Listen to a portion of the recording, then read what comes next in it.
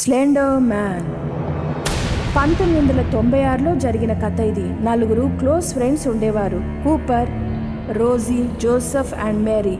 నలుగురు ఒకే కాలేజీలో ఒకే క్లాస్లో చదివేవారు. వాళ్ళు చాలా మంచి ఫ్రెండ్స్ అని కాలేజ్ అంతా చర్చించుకుంటారు. నలుగురు ఫ్రెండ్స్ ఒకరితో ఒకరు జోక్స్ వేసుకుంటూ సరదాగా ఉండేవారు. అసలు వాళ్ళ గ్రూప్ లో 5th పర్సన్ అనేవాడు లేడు, రాడు. కూపర్, నీకు లైఫ్ పార్ట్నర్ ఎవరు దొరకరు చూడు.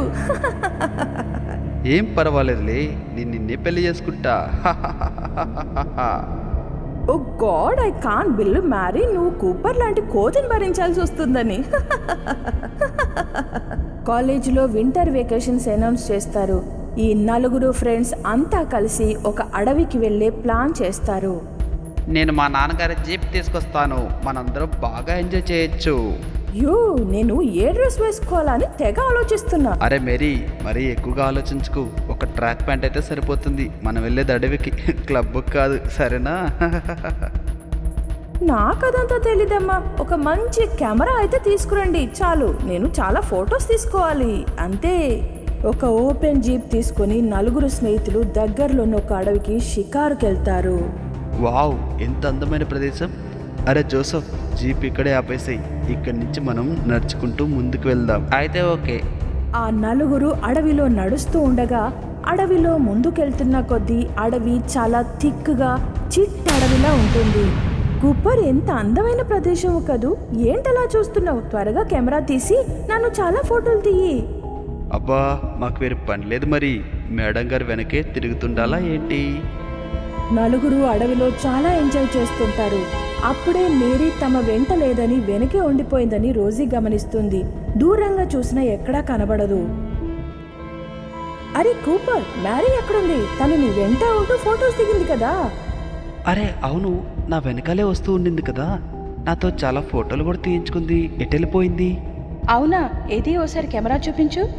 రోజీ జాగ్రత్తగా అన్ని ఫొటోస్ చూస్తూ ఉంటుంది. మ్యారీ ప్రతి ఫోటోలోనూ చాలా స్మార్ట్గా, అందంగా కనబడుతుంది. ఇంతలో తనకి ఒక ఫోటోలో చాలా పొడవుగా ఉండి సన్నగా ఉన్న ఒక మనిషి కనబడతాడు. అతను బ్లాక్ కోట్ అండ్ ప్యాంట్ వేసుకున్నాడు. అతనికి అసలు ముఖం అనేదే లేదు. అతను మేరీ వైపే వస్తూ ఉన్నాడు. రోజీ గట్టిగా అరుస్తుంది, కూపర్, జోసెఫ్, ఇలా వచ్చి ఫొటోస్ చూడండి. ముగ్గురు కలిసి ఫొటోస్ చూస్తూ ఉంటారు. ఒక్కసారిగా ముగ్గురికి మతిపోతుంది. అతను బ్లాక్ సూట్ వేసుకున్నాడు. ఇక అతని చేతులు టెంటికల్స్ లాగా ఉంటాయి. అతను వడివడిగా మేరీ వైపే వస్తూ ఉంటాడు. ఇంతలో మేరీ ముందున్న ఫోటోలోంచి మాయమైపోతుంది. ఓ మై గాడ్, అసలు ఏం జరుగుతుంది? మేరీ ఎక్కడికి వెళ్ళిపోయింది? అరే, ఆలోచించుకునే సమయం లేదు మన దగ్గర. పరిగెత్తండి ఇక్కడి నుంచి. మరి మేరీ ఎలా? అరే, నేను చెప్తున్నాను కదా, ముందు పరిగెత్తు, తర్వాత వెతకొచ్చు. వాళ్ళు ముగ్గురు పరిగెడుతూ ఉంటారు. ఇంతలో వాళ్ళకి దారిలో మేరీ కనపడుతుంది. ఆమె కళ్ళు పూర్తిగా ఎర్రగా ఉన్నాయి. ఆమె శరీరం నుంచి టెంటికల్స్ వచ్చాయి. ఆమె భీకరంగా నవ్వుతూ ఉంటుంది. మీరు నన్ను విడిచిపెట్టి పారిపోతున్నారా? మేరీ తన నోటిని తెరవగానే ఆమె నోటి నుండి ఏదో నల్లటి పదార్థం బయటికి వస్తూ ఉంటుంది. ఆ పదార్థం నేలపై పడి నెమ్మదిగా ఒక పొడవాటి నల్లటి మనిషిలా మారిపోతూ ఉంటుంది. అది చాలా పెద్దగా, ఎత్తుగా ఉన్న ఆకారంలో కనబడుతుంది. అతని ముఖం చాలా పొడవుగా, చాలా తెల్లగా ఉంటుంది. అతని టెంటికల్స్ కదులుతూ ఉంటాయి. అతని ముఖం పైన కళ్ళు, ముక్కు, చెవులు ఉండనే ఉండవు. చాలా విచిత్రంగా ఉన్నాడు. అందరూ భయపడి వెనక్కి వెళ్తారు. ఆ పొడవైన మనిషి ఈసారి జోసెఫ్ని టార్గెట్ చేసి అతన్ని తన వశం చేసేసుకుంటాడు. జోసెఫ్! అయ్యో, పరిగెత్తు పరిగెత్తు, లేదంటే మనల్ని కూడా పట్టేసుకుంటాడు. పదా. రోజీ పరిగెడుతూ ఒక్కసారి వెనక్కి తిరిగి చూస్తుంది. జోసెఫ్, మేరీ ఆ పొడవాటి మనిషితో దూరంగా వెళ్ళిపోతూ ఉంటారు. God will never forgive me. ఇద్దరూ అక్కడి నుంచి చాలా ఫాస్ట్గా పరిగెత్తుతారు. ఇక జీప్లో కూర్చొని పోలీస్ స్టేషన్ చేరుకుంటారు. తర్వాత పోలీస్తో కలిసి మ్యారీని వెతుకుతారు. మీరు ఇచ్చిన రిపోర్ట్ని మేము రాసుకున్నాము. మీరు చెప్పే విశేషాలన్నీ చూస్తుంటే అతను ఒక సాధారణ వ్యక్తి అయితే కాదు, ఖచ్చితంగా స్లెండర్ మ్యాన్ అయి ఉంటాడు. ఇప్పటికే తన గురించి చాలా కంప్లైంట్లు వచ్చాయి. తనకి సూపర్ న్యాచురల్ పవర్స్ ఉన్నాయి. మా ప్రయత్నాలు మేము చేస్తాం. Slender man? అవును, స్లెండర్ మ్యాన్. తను యంగ్స్టర్స్ని పట్టుకొని వెళ్ళిపోతూ ఉంటాడు. అతని ఆగడాలు అంతా ఇంత కాదు. మీరు అడవిలోకి వెళ్లకుండా ఉండాల్సింది. మీ కాలేజీలో ఇంకా పేరెంట్స్ కూడా ఇన్ఫార్మ్ చేయండి. వాళ్ళిద్దరూ కాలేజ్కి తిరిగి వస్తారు. రోజీ మెంటల్లీ చాలా డిస్టర్బ్ అయిపోతుంది. స్లెండర్ మ్యాన్ భయం ఆమె మనసులోంచి అస్సలు పోదు. కూపర్ ఆమెకి సహాయం చేయడానికి చాలా ప్రయత్నిస్తాడు, కానీ అంతా వేస్ట్ అయిపోతుంది. ఇక ప్రిన్సిపల్ ఆమె పేరెంట్స్కి కబురు పంపుతాడు.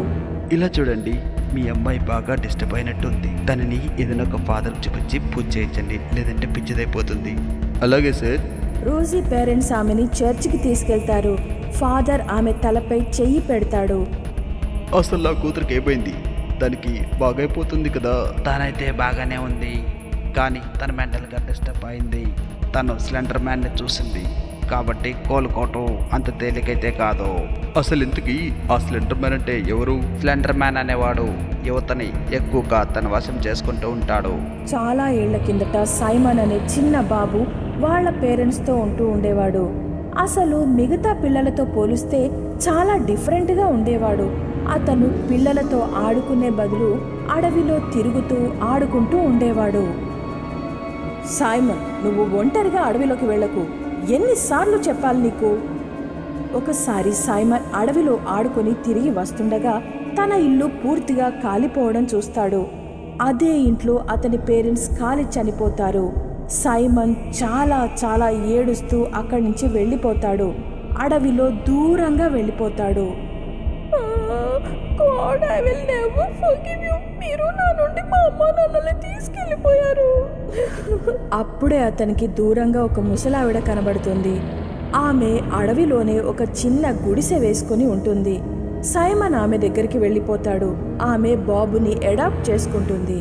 ఇక ఆ రోజు నుండి సైమన్ ఆమెని గ్రానీ అని పిలుస్తూ ఉంటాడు.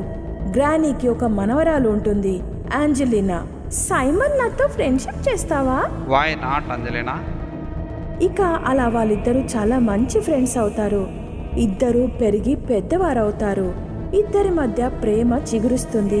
కొద్ది రోజులకి గ్రానీ చనిపోతుంది. ఆంజెలినా చాలా బాధపడుతుంది. బాధపడకు అంజలినా, నీకు నేనున్నాను. నువ్వు నన్ను పెళ్లి చేసుకుంటావా? తరువాత వాళ్ళిద్దరూ పెళ్లి చేసుకుని సంతోషంగా ఉంటారు.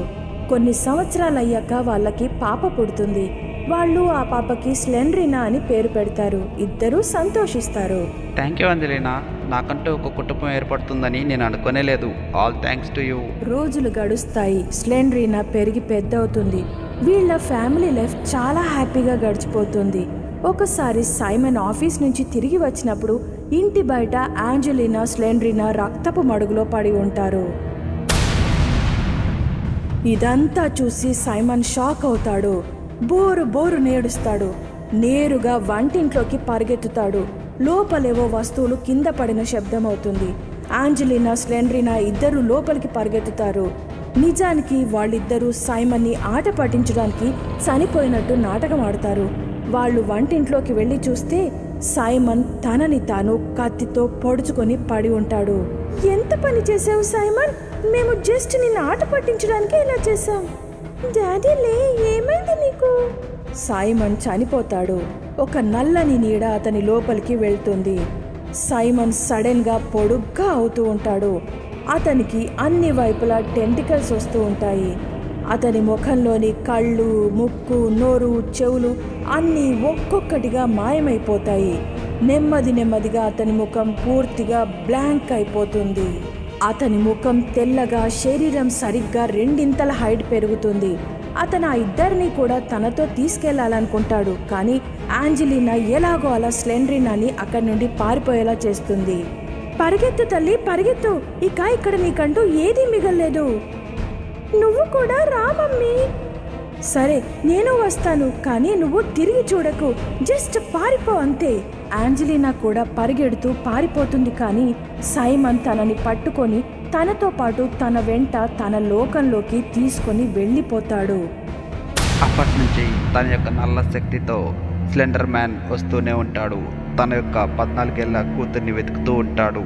ఆ సమయంలో ఎవరన్నా యంగ్స్టర్స్ అక్కడికి వెళ్తే వాళ్ళని ఆవాహిస్తూ ఉంటాడు. కానీ ఫాదర్, మా అమ్మాయికి నయమవుతోంది కదా. తప్పకుండా అవుతుంది. Have faith in Jesus. ఆమెని సాయంత్రం వేళల్లో ఎక్కడికి వెళ్లకుండా చూడండి. ప్రతి దుష్ట శక్తి నుంచి తనను కాపాడాలి. ఈ మంత్రించిన క్రాస్ని తన మెడలో వేయండి. రోజీ పేరెంట్స్ ఆమెకి అన్ని విధాలా చాలా మంచి ట్రీట్మెంట్ చేయిస్తారు. కానీ తాను పిచ్చిదానిలానే ప్రవర్తిస్తూ ఉంటుంది. నేటికి ఆమె స్లెండర్ మ్యాన్ భయం నుండి బయటపడలేదు. అతని పొడవాటి శరీరం, తెల్లని ముఖం, ఆ టెంటికల్స్, దీని గురించి ఎవరైనా మాట్లాడినా తాను ఆలోచించినా పెద్దగా అరవడం స్టార్ట్ చేస్తుంది. ఆమె తన గదిలోనే ఎప్పుడూ ఒంటరిగా ఉంటుంది. ఎప్పుడూ పెద్దగా అరుస్తూ ఉంటుంది.